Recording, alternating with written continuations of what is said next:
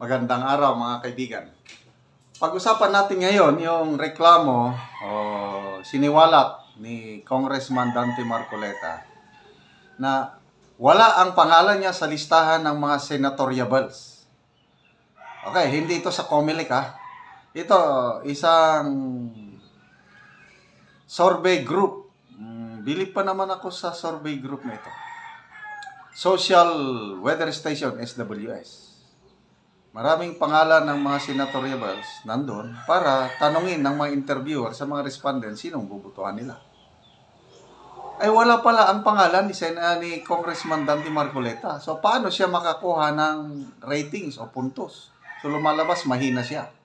Dahil wala siya sa listahan ng pagpipilian. Ano ba ito? Okay, so i-share ko sa inyo itong vlog ni Reaction TV. At yun ang pinag-usapan at bigyan din natin ng reaksyon. Talagiin nga yan. Aba, social weather station. Social weather station. Di ba kumisap yan, uusapan natin. Opo. Sapagkat ito'y ginagamit para tansyahin sino ba yung gusto nyong iboto, ganyan-ganyan. Opo. Tingnan mo yung third quarter 2024, Social Weather Station. October 1. Ang date niya October 1, 2024. Yes. Opo. Ano yung note? Basahin mo yung nakalagay na note. Note to interviewer. Oo. Allow. R. Yung R, yan ang respondent. Yan ang Okay. sample. Oh. Allow respondents to read all names names first in list. So, yung mga pangalan na yan ang kinukonsider, yan ang tatanungin nila. Sino sa mga yan ang gusto nyong iboto? Basahin lahat. Okay. Oh. Kailangan ba, ano ang mapapansin nyo dyan sa listahan na yan? Wala kayo sa lista. Ayan, nakita Wala. mo.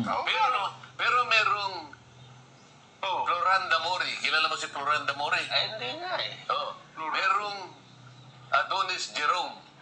Ha? Sino yun? Oh, yan. Ayan nga. Oh, Yung meron sinabi pa. natin noon kung nawala kayo sa listahan. Oo. Oo. Ayan. So, ibig sabihin po, tinanggal po si Senador Congressman Dante Marcoleta, katulad po ng sinabi ko kanina. Wala po, tinanggal po si Senador Congressman Dante Marcoleta sa mga survey. Ngayon, itong mga tunyetang to, ayan ang ginawa nila. Para hindi po mabanggit ang pangalan ni Senador Congressman Dante Marcoleta, talagang binalahura nila. Ha? SWS, galing mo Founded 1985, gano'n. Bago mag-People's Power, 1986 ba People's Power? Galing founded 1985. Kayo ba kasama sa mga nagbabagsak kay Marcos? Hindi? Okay. Meron Tapos kung sino-sino nakalista. Meron pang Doringo Maui. Ayan, meron pang Ramos Danilo. Diniscuss natin yan. Ngayon, bakit hindi nila ako sinali dyan? Para sa gano'n, yung tatanungin, wala akong pangalan, hindi talaga ako ilalagay dyan. Lalaglag talaga kayo sa pangalan nyo sa survey. Kaya nung pa, sinasabi ko sa inyo, Grabe no? hindi naman sa minamasama natin, dito may papakita ko sa inyo, minamanipula nila. Oo. Official documents mo ba ito ng SWS? Baka questionin tayo ng SWS ko. Diniscuss natin to kung Jen. Okay. Sa kanila, okay, page 2 yan ang, Page page 2, 2, tingnan mo. Oo. Sino ba si Adonis Jerome? Hindi ko po kayo Para ngayon, isama mo doon sa i-consider nila, tatanungin. Oo. Sino si Floranda Mori? Ito Modi. kasi yung, Modi, ay yung ano yan, yung transport group yan, Kong. Yung Modi Floranda. yung pecha na yan, kung wala pang filing ng COC yan eh. Papalagay Kaya na nahula lang natin. sila. Sino si Sino si Danilo Ramos? Oo. Yung magtataho ata sa kanto. O sino-sino Ang sinasabi ko lang sa inyo, Ay, may siguro naman mas kilala ko kaysa kay Doringo Mori. Mimi. Doringo Mimi. Oo. Ito yung sinabi ko doon sa mga estudyante kanina. Gagamitin nila to para tukuyin nila kunwari sino yung napupusuan ng mga butante. Pero sinadya nila na hindi nilagay ang pangalan ko dyan. Ano masasabi nyo ngayon? Totoo pa ba yung ginagawa nila? So pati yung... So, mga kaibigan, anong masasabi nyo? Ako na-shock ako na bakit sinadya ba na hindi talaga isama ang pangalan ni Congressman Rodante Marcoleta? Ulitin ko, mataas ang tingin ko sa SWS. Kasi 1985 pa eh. Yan, SWS at saka Pulse Asia, Publicus Asia. Yun po ang mga survey groups na mas pinapaniwalaan ko kaysa sa iba. Yung Okta, Tangerine, medyo questionable na yan. Yung RP Mission Development Incorporated, marami ng questionable na mga survey groups. So ngayon, bakit ginawa ito ng SWS? So kailangan magpaliwanag.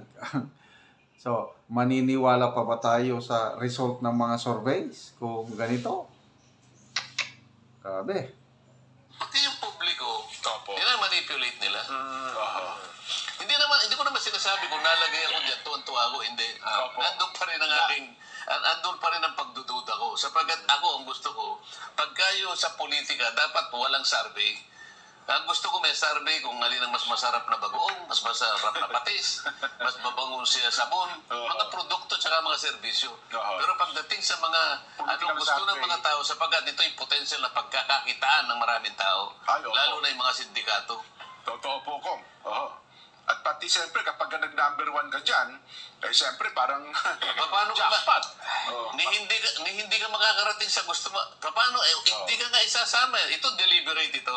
Ayun. Maliwanag naman. Deliberate, sinadya. Nila, Sinadya pala. Baka sabihin kasi nung time na yun, kasi nung time na yun ko, hindi pa yung nagdideklara. Pero siguro yung Floronda Modi, hindi naman nagdideklara. Lahat yan. Kasi yung malayo pa yung filing. Sino ba nagdeklara dyan sa mga yan? nung time na yun. Malayo pa ang filing yan. Dapat siguro doon, kung ikaw ay gano'n, tatanungin niya, siguro yung tao magsusulat ng pangalan, baka pwedeng gano'n. Baka pwede pa yung gano'n. Halimbawa, not guided. Halimbawa. Baka doon makamagtaka sila kung paano, kung sino mangunguna ron. Pero ito, maglalagay sila ng set na tatanungin nila. Pero, ayan nga, hindi nila lalagay yung pangalan ko. Ito, malinaw ito Napag-usapan namin ni Jen yan noong... So, ibig sabihin talaga po, kung sinasabutahe itong ating Ayan. Suportahan natin ang mga matitinong kandidato. Kilala nyo na kung sino mga matitino, yung may pagmamahal sa bayan, at bantayan na natin yung mga survey. In fairness, yung SWS, ang focus niya is improving the quality of lives ng mga Pilipinos. Kaya ang isinusurvey niyan yung poverty rate, mga hunger. Bilib na bilib ako kasi yung result ng kanilang mga surveys, yun ang talagang nangyayari sa ground. Example, yung poverty rate. Ang latest survey nila, third quarter of 2024, tumataas yung poverty rate. And sa nakikita ko sa kanayunan, talagang padami ang mga pobreng Pilipino. Ganon din yung hunger, yung nakakaranas ng involuntary hunger.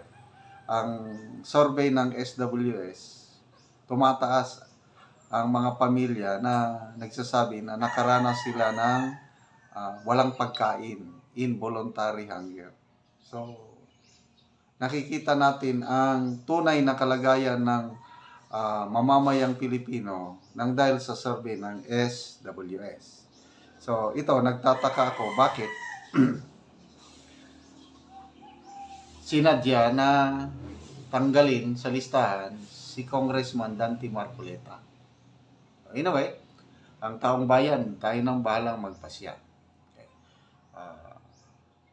Alam pang mga survey na pag-usapan natin, Okta, bantayan po natin yung Okta research dahil sinasabi, kumukonti na daw ang bilang ng mga Duterte supporters. Ang padami, pataas ng supporters, Marcos. Kailan kung tingnan mo yung mga kalye survey, ang dami na ngayon mga vloggers na nagko-content kalye survey. Hindi mo madaya ang kalye survey dahil actual tinatanong. Walang script. Nako, sa lahat na kalye survey na napanood ko, mas maraming mga tao nagsasabi na maka Duterte pa rin sila. Mas nagtitiwala sila sa Duterte kumpara sa mga Marcos. So, huwag kayong mag-alala, Congressman Dante Marcolita, ang taong bayan na you cannot put a good man down. Basta hintayin nyo lang ang hatol ng taong bayan.